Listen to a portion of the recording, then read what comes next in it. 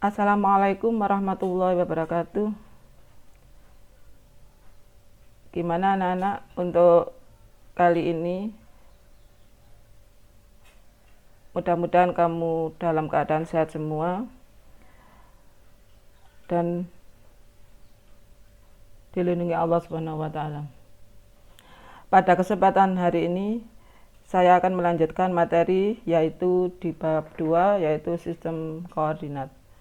Sebelum kita memberikan materi, marilah kita bersama-sama membacakan Fatihah. Mudah-mudahan ilmu yang kita berikan nanti bermanfaat. Al-hadiniyah lahumul fatihah. A'udzubillahi minasyaitonirrajim. Bismillahirrahmanirrahim. Alhamdulillahirabbil alamin. Arrahmanirrahim. Maliki yaumiddin. Iyyaka na'budu wa iyyaka nasta'in. Ihdinas siratal mustaqim. Siratal ladzina an'amta 'alaihim ghairil maghdubi 'alaihim waladdallin. Rabbi ighfirli wa liwalidayya amin. Marilah kita mulai.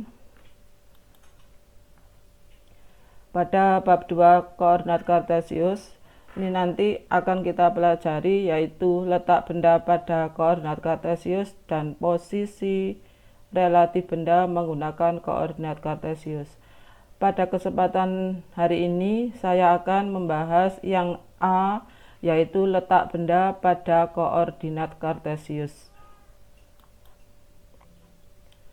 Pada letak benda pada koordinat kartesius di sini nanti akan meliputi 4 poin, yaitu pengertian sistem koordinat kartesius, membaca letak benda menggunakan sistem koordinat, membaca dan menuliskan letak titik benda pada sistem koordinat, dan yang keempat adalah jarak tempat atau benda terhadap garis sumbu. Yang pertama, pengertian sistem koordinat. Sistem koordinat itu kita ketahui yaitu suatu metode yang digunakan untuk menentukan letak atau posisi suatu titik pada bidang 2 dimensi atau 3 dimensi. Kalau dalam matematika sendiri, di situ nanti akan digunakan untuk menentukan posisi dari sebuah titik pada suatu bidang datar. Misalnya di situ nanti posisinya MTS perguruan Malim Macukir itu kalau dengan pabrik gula itu di mananya. Nah, itu nanti bisa menggunakan yaitu sistem koordinat kartesius. Kita lihat di dalam sistem koordinat kartesius ini nanti ada yang mendatar, ini nanti dikatakan sumbu X. Kemudian yang vertikal ini nanti dikatakan sebagai sumbu Y. Tengah-tengah ini adalah 0. Kemudian untuk di sumbu X ke kanan itu adalah angka positif 1, 2, 3, 4, 5, 6, 7. Kemudian yang ke kiri nanti adalah bilangannya negatif. Min 1, min 2, min 3, min 4, min 5, dan min 6, dan seterusnya. Ini anak-anak. Kemudian di sumbu Y itu nanti kalau yang ke atas itu bilangannya positif, kemudian yang ke bawah bilangannya negatif. Di dalam titik koordinat itu nanti akan ditulis X, Y. Jadi nanti kalau ditanya berapa titik koordinatnya, itu nanti adalah di situ nanti ditentukan misalnya X-nya 2, Y-nya 5, berarti 2,5. Nah, itu nanti dikatakan sebagai titik koordinat. Silakan ya sambil ditulis biar enggak lupa. Nah, X ini disebut dengan absis dan Y itu nanti disebut dengan ordinat. Contoh, misalnya titik koordinatnya ditulis 2,5. Maka siapa yang disebut sebagai absis? yaitu 2. Siapa yang disebut sebagai ordinat, yaitu 5. Nah, gitu. Ya, jadi nanti ada keterkaitan atau sambung dengan yang pelajaran yang di sini sama yang di bawah nanti akan sambung. Saya ulangi lagi. Misalnya di sini nanti ada namanya titik koordinat ditulis 2,5. Itu ditulis namanya titik koordinat. Kemudian kalau ditanya siapa absisnya, yaitu 2. Kemudian siapa ordinatnya, 5. Di sini nanti ada pada sistem koordinat kartesius, di sini nanti ada dikatakan yang bagian ini namanya kuadran pertama. Ini kuadran kedua, kemudian ini kuadran ketiga, dan ini kuadran keempat. Jadi kalau saya punya titik misalnya 1,2, di sini kan 1,2, yaitu dari X-nya dulu. Maka di sini nanti 1,2 terletak di mana? Di kuadran 1. 2,6 yaitu di kuadran kedua dan selanjutnya. Paham nggih? Next. Nomor 2, membaca letak benda menggunakan sistem koordinat. Kita lihat tadi, ini kita lihat semua, ini pada sistem koordinat. Misalnya bank. Kita lihat bank. Bank ini letak tempatnya itu dapat ditulis yaitu terletak pada koordinat, bacanya dari sini, dari yang sumbu X dulu, F, 5. Nah ini bank F, 5. Ini ada bank sini. Bisa ya? Jadi yang kita dahulukan itu di sumbu X-nya dulu. Kemudian angka yang kedua yang sebagai ordinatnya itu di sumbu Y. Kita lihat pasar. Pasar di sini pasar. Lurusnya mana dari sumbu X? Oh, ternyata lurusnya F sama 10. Jadi letaknya pasar itu di F, 10. Gimana, paham? Insya Allah paham. Sekolah. Kita lihat sekolah. Coba sekolah di mana? Dari sumbu X dulu di J, kemudian yang Y itu adalah di 9. Jadi letaknya benda atau letak sekolah itu adalah J,9.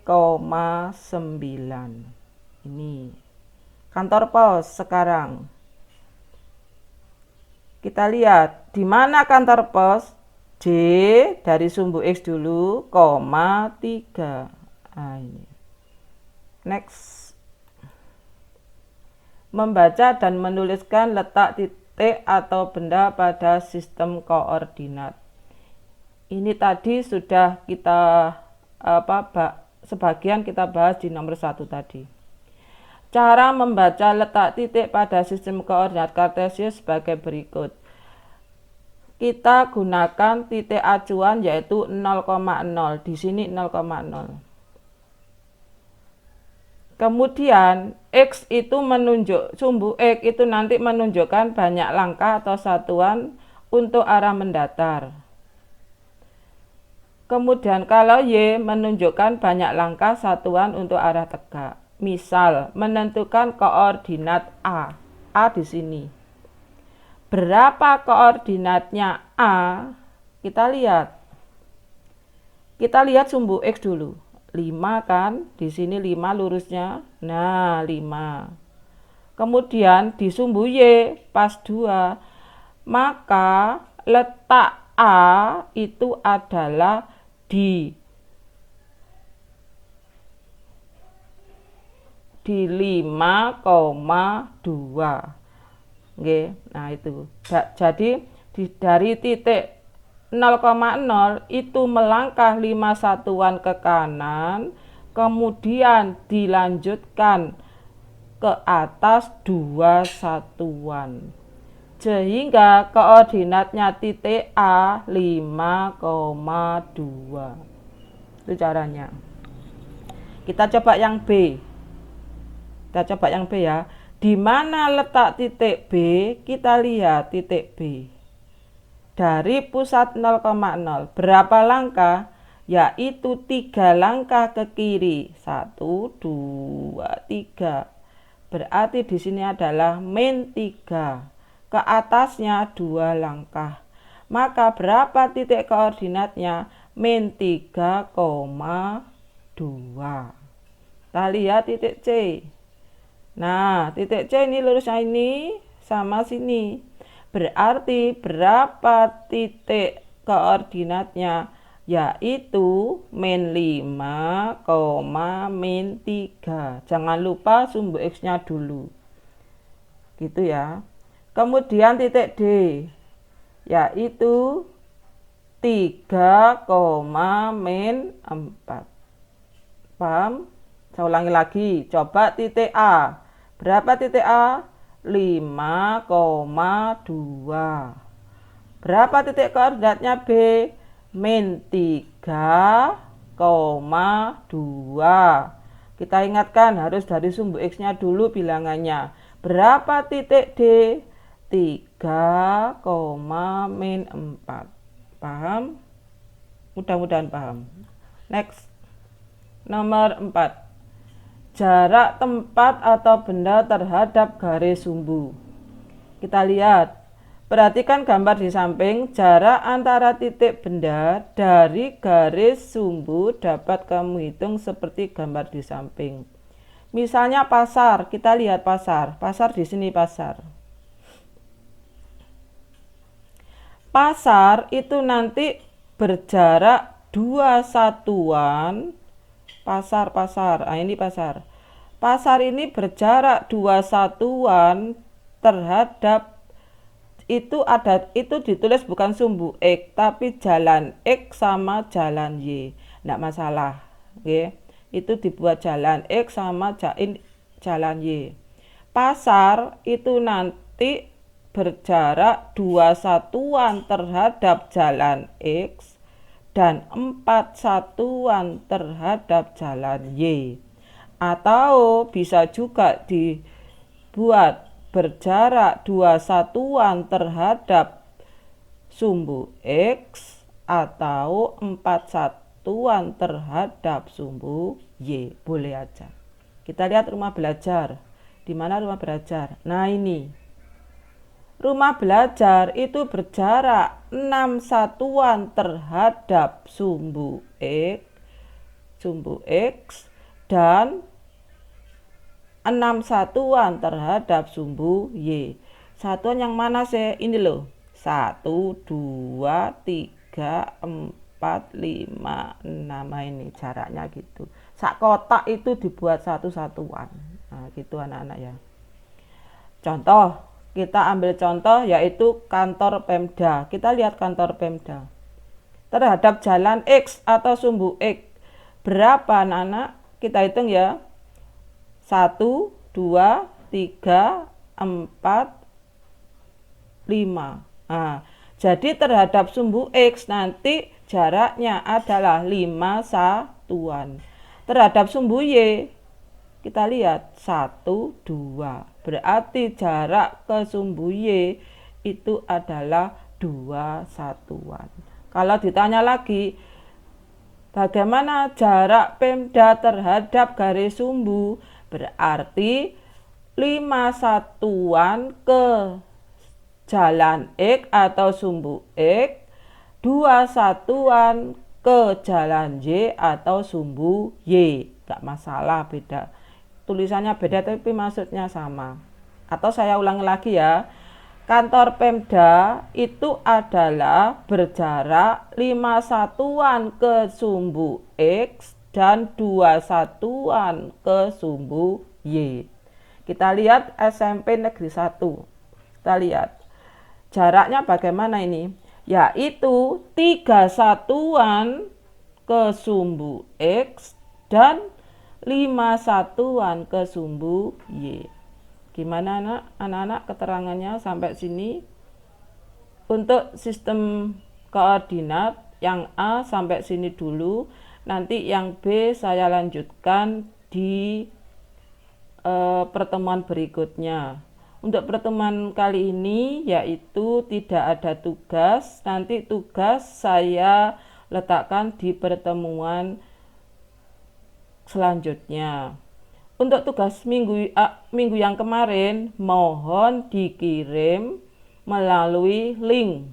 Saya ulangi lagi, tugas minggu kemarin mohon dikirim melalui link. Sampai sini dulu anak-anak, mudah-mudahan bisa bermanfaat.